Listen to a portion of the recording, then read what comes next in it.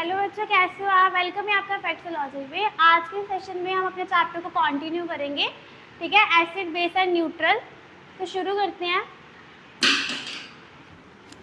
Ashwin created a greeting card. एक बच्चा है जिसने एक ग्रीटिंग कार्ड बनाया to pray gratitude to his teacher. ठीक है, एक बच्चा है, उसने ग्रीटिंग कार्ड बनाया अपने टीचर को देने के लिए on the day of Guru Purnima. ठीक है, किस डे के लिए? गुरु पूर्णिमा एक दिन था, उसी के बिहाफ पे उसने अपनी टीचर को देने के लिए ग्रीटिंग कार्ड बनाया।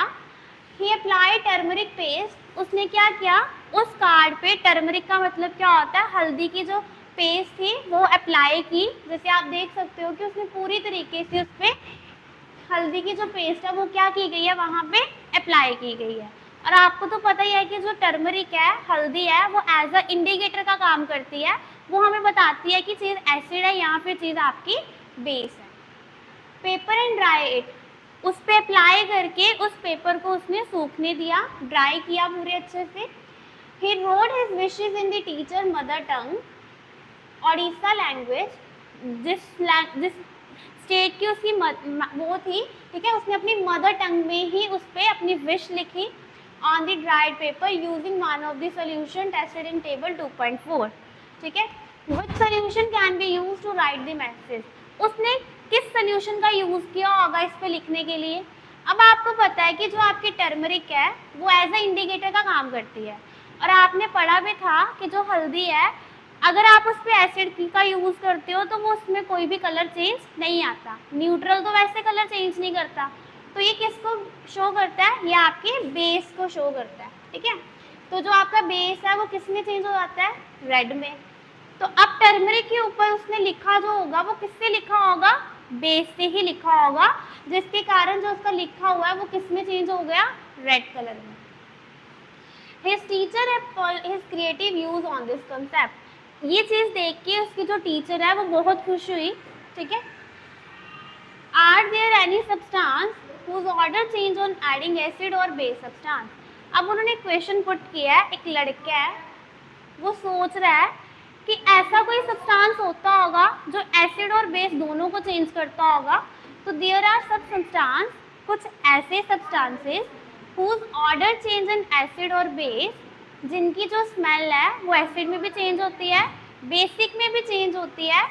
ऐसे सब्सटेंस आपके क्या कहलाते हैं? All factory indicator. क्या कहलाते हैं? All factory indicators. वो सब्सटेंस जो आपके एसिड में भी चेंज हो, बेसिक में भी चेंज हो, वो आपके सब्सटेंस जो है वो क्या कहलाएंगे? All factory indicator. अब एक एक्टिविटी है, एक्टिविटी के थ्रू समझेंगे। Take some finely chop onion in a container. आपने क्या करना है? अनियन के छिलके को लेना है, उसको चॉप करके, उसको कटिंग करके एक कंटेनर में डाल लेना है। ठीक है, along with some strips of, कुछ स्ट्रिप्स आपने यहाँ तो कॉटन की डाल लेनी है, अगर कॉटन की नहीं होंगी तो फिल्टर पेपर डाल लेना है। आपने एक अनियन लेना है, अनियन मतलब प्याज लेना है, उसको चॉप करके, उसकी कटिंग करके, उसको एक आपने कंटेनर में डाल लेना है। अब उस कंटेनर में या तो आप फिल्टर पेपर की स्ट्रिप्स डालोगे या फिर कॉटन क्लॉथ की क्या करोगे? स्ट्रिप्स डालोगे। Tightly close the container and leave it overnight. अब उस कंटेनर को टाइटली बांध के पूरी रात के लिए छोड़ देना आपने। Take two of this cotton cloth और filter paper strips from the container and check their order. और कुछ देर के बाद वो स्ट्रिप्स आपने बाहर निकाल के उसकी जो स्मेल है, उसका जो ऑर्डर है, उसको क्या कर लेना आपने? चेक करना है। Keep them on a clean surface and put a few drops turmeric water.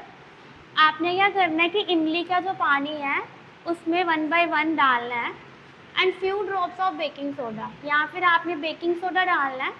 Aloe the drops on spread of the strip. फिर उसके ऑर्डर को आपने क्या करना है? अगेन चेक करना है। Do you notice any change in the order of the onion strip? आपने देखना है कि पहले एक बार आपने नहीं डाला था तब उसका ऑर्डर चेक करना है, फिर डालने के बाद उसका जो आपने ऑर्डर है उसको क्या करना है? चेक करना है। एक बार इमली के पानी को डाल के चेक करना है, और एक बार आपने बेकिंग सोडा में डाल के क्या करना है? उसको चेक करना है। उसकी ऑब्जर्वेशन जो भी आएगी उसको आपने 1 by 1 करके क्या कर देना है, लिख देना है। Similarly, test the change in the order with the other acidic and basic substance and record your observation. ये आपका एसिड है, ये डाल के चेक करना है, ये आपका बेस है, ये डाल के आपने चेक करना है। सिमिलरली फिर कोई और एसिड लेके चेक करोगे या फिर कोई अनदर बेस लेके आप चेक करोगे कि क्या उसके जो स्मेल है या उसके जो टेस्ट में कोई चेंज आता है या फिर नहीं आएगा। अब एक साइंटिस्ट है, इनके बारे में पढ़ेंगे।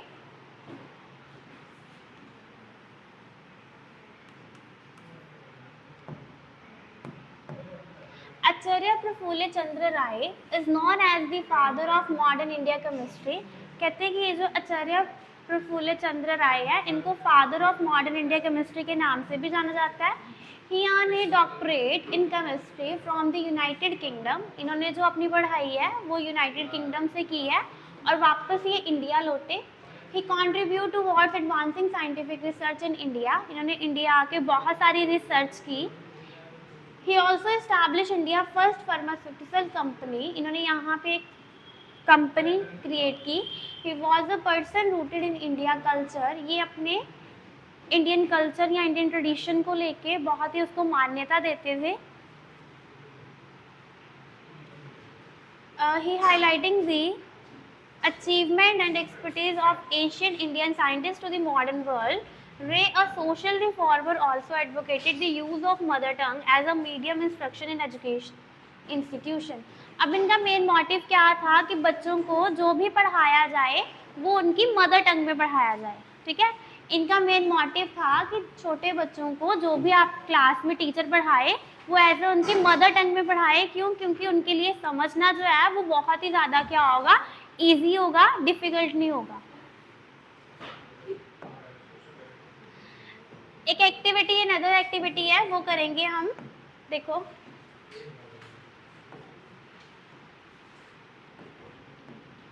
What happen when acidic substance mix with basic substance. क्या होगा जब हम अपने एसिड सब्सटेंस को बेसिक सब्सटेंस में मिक्स कर देंगे। तो ऐसा करने पे क्या कुछ होगा या नहीं होगा वो देखेंगे। बहुत इंटरेस्टिंग एक्टिविटी है। देखो, take 1 drop of lemon juice in a test tube. आपने एक ऐसी टेस्ट ट्यूब ले लेनी है, इसमें आपने एक बूंद जो है वो किसकी डालनी है, एसिड की। ठीक है, वो एसिड आप कुछ भी ले सकते हो, जैसे लेमन जूस हो गया आपका। Lemon juice as a acid का काम करता है ना, तो लेमन जूस को आपने क्या करना है, एक ड्रॉप जो है उसकी वो आपने टेस्ट ट्यूब में डाल लेनी है। Add around 20 drops of water. फिर उसमें 20 ड्रॉप्स जो है वो आपने पानी की डालनी है। ऑब्जर्व दी कलर, उसका कलर चेक करना, क्या उसके कलर में कोई चेंज आएगा? ऑब्वियसली आएगा। पानी में जब भी आप लेमन जूस को डालोगे वो एज अ एसिड का काम करेगा। ठीक है, तो वो किस में टर्न हो जाएगा, the colour of a solution on adding blue litmus solution, वो आपका ब्लू कलर में चेंज हो जाएगा। ठीक है, add a drop of blue litmus solution to it. उसमें आपने ब्लू लिटमस सोल्यूशन की जो बूंद है, जो ड्रॉप है, वो आपने डाल देनी है। फिर उसका कलर चेक करना है, क्या उसके कलर में कोई चेंज आएगा या फिर नहीं आएगा। फिर सिमिलरली आपने धीरे धीरे करके लाइम वाटर जो है उसको ऐड करना है टेस्ट ट्यूब में डाल के, उसको अच्छे से आपने शेक कर देना है, अच्छे से उसको घोल देना है। ठीक है, फिर आपने चेक करना है कि क्या कोई चेंज आएगा या फिर नहीं आएगा। Is there any change in the color of the solution? तो क्या लाइम वाटर डालने पे उसके कलर में कोई चेंज आएगा या फिर नहीं आएगा। ठीक है, A stage come when the color of the solution change from red to blue. अब आपको तो पता ही है कि आपका जो सोल्यूशन है वो किस में चेंज हो जाएगा, वो रेड से ब्लू में चेंज हो जाएगा। ठीक है, आपने दो चीजें पढ़ी हैं, एसिड पढ़ा है, बेस पढ़ा है, लिटमस का भी आपने देखा है। ठीक है, again add 1 drop of lemon juice. फिर आपने दोबारा एक लेमन जूस की जो ड्रॉप है वो डालनी है। फिर उसका कलर चेक करना है कि भाई कलर क्या आया क्या नहीं। ठीक है, initially when a drop of blue litmus solution is added to the lemon juice, कहते हैं कि जब आपने blue litmus solution को लेमन जूस में मिक्सअप किया तो colour of the solution red colour, वो आपका किस में चेंज हो गया, रेड कलर में वो चेंज हो गया when lime water is added to the test tube। और जब आपने टेस्ट ट्यूब में लाइम वाटर डाला तो जो आपका सोल्यूशन का कलर था eventually change from red to blue. This show that the solution in the test tube is no longer acidic. Lime water has neutralized the effect of the acid। अब जो आपका solution है वो neutralise हो गया, ठीक है। When the solution of acid is mixed with the solution of the base, जब भी आप एसिड को बेस में मिक्सअप करोगे, ठीक है, तो आपकी जो मतलब कि जब आप एसिड और बेस को मिक्सअप करोगे तो वो न्यूट्रलाइज हो जाएगा, ना वो एसिडिक रहेगा ना वो बेसिक रहेगा, वो क्या आ जाएगा, neutralisation. In the neutralisation reaction salt and water are form. क्या होता है कि जब आप एसिड और बेस को मिक्स करते हो तो उस टाइम न्यूट्रलाइजेशन रिएक्शन होती है, ठीक है। तो न्यूट्रलाइजेशन रिएक्शन पे जब आप दो चीज़ों को रिएक्ट करवाते हो तो एक प्रोडक्ट भी बनता है। अब जो प्रोडक्ट बना वो तुम्हारा क्या बन गया, salt water when the evolution of heat. और क्या हुआ, हीट क्या होगी साथ में रिलीज होगी। एसिड और बेस आपके क्या थे, रिएक्टेंट थे। जब वो रिएक्ट किए तो प्रोडक्ट क्या क्या बना, salt water and heat. There are many example in everyday life when you observe the use of neutralisation reaction. आप अपनी डेली लाइफ में भी ये बहुत सारी रिएक्शंस जो हैं न्यूट्रलाइजेशन की वो देखते हो।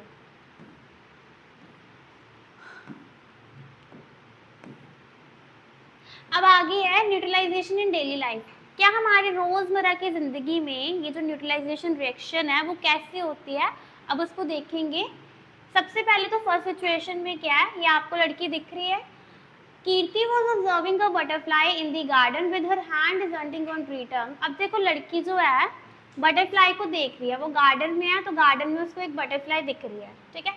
Suddenly a red and with her, एक रेड एंड जो है चींटी जो है, रेड लाल चींटी जो है उसने उसको क्या कर लिया है, काट लिया है। Leaving her skin red with stinging pain. अब उसको बहुत सारी क्या हो रही है, वहाँ पे दर्द हो रही है, ठीक है।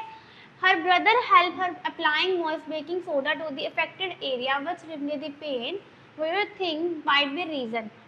क्या हुआ, एक लड़की थी वो वहाँ पे गार्डन में एक बटरफ्लाई को देख रही थी, तब भी उसके हाथ पे एक चींटी जो है रेड कलर की वो काट देती है और उसे बहुत ज़्यादा पेन होना शुरू हो जाती है। और क्या होता है कि उसका जो भाई होता है, उसका जो ब्रदर होता है, वो उसकी हेल्प करने के लिए वहाँ पे क्या अप्लाई कर देता है, बेकिंग सोडा, ठीक है। When a ant bite is inject acidic, अब जो एंट ने उसको काटा था वो क्या थी, एसिड, ठीक है। और जब उस पर बेकिंग सोडा अप्लाई किया गया तो वो आपका क्या था, बेस। एसिड और बेस को जब मिक्सअप किया गया तो वो क्या हो गया, न्यूट्रलाइज हो गया, ठीक है, जिसके कारण उसका जो पेन था अब वो कम हो गया। सेकेंड सिचुएशन में क्या है, on the farmer online platform from the Department of the Agriculture Corporation and Farmer Welfare, a query from a farmer state, my plants are not growing well lately. After the detailed discussion, it was found that the excessive use of chemical fertilization made the soil acidic. What remedy might be provided to him? When the soil is too acidic, the plant do not grow. अब एक किसान है, वो अपने खेत में बहुत सारा ज़्यादा उसने क्या यूज़ कर दिया, फर्टिलाइजर। अब जो उसकी मिट्टी है वो क्या है, एसिड है। बहुत ज़्यादा एसिडिक मीडियम होने के कारण वहाँ पे कोई भी जो प्लांट है वो ग्रो अच्छे से नहीं कर पा रहा, ठीक है। तो क्या करेंगे, अब वो एसिड है उसमें हम बेस मिक्सअप करेंगे तो वो क्या हो जाएगी, neutralise.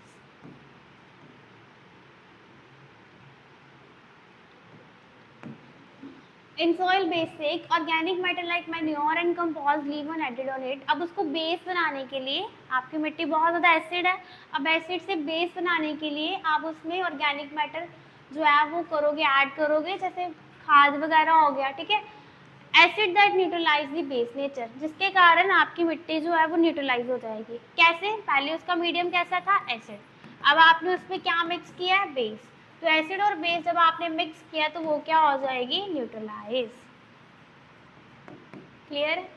Sometime the soil may be neutral, अब आपकी मिट्टी न्यूट्रल हो गई but the plants growing in may little show poor health which can be to the deficiency of the nutrition in the health. मतलब कि अब जो वहाँ पे आप प्लांट्स जो है वो ग्रो करोगे वो इतने अच्छे से नहीं होंगे। क्यों नहीं होंगे, क्योंकि मिट्टी में अब न्यूट्रिएंट्स की क्या आ जाएगी, कमी आ जाएगी। न्यूट्रिएंट्स की कमी के कारण अब जो प्लांट्स हैं वो अच्छे से ग्रो अप नहीं कर पाएंगे। बस ये था। अब करेंगे जो अपना हमारा कुछ क्वेश्चन रह गया उसको नेक्स्ट सेशन में शुरू करेंगे। तो उम्मीद करती हूँ जितना आपको करवाया वो आपको अच्छे से समझ आया होगा।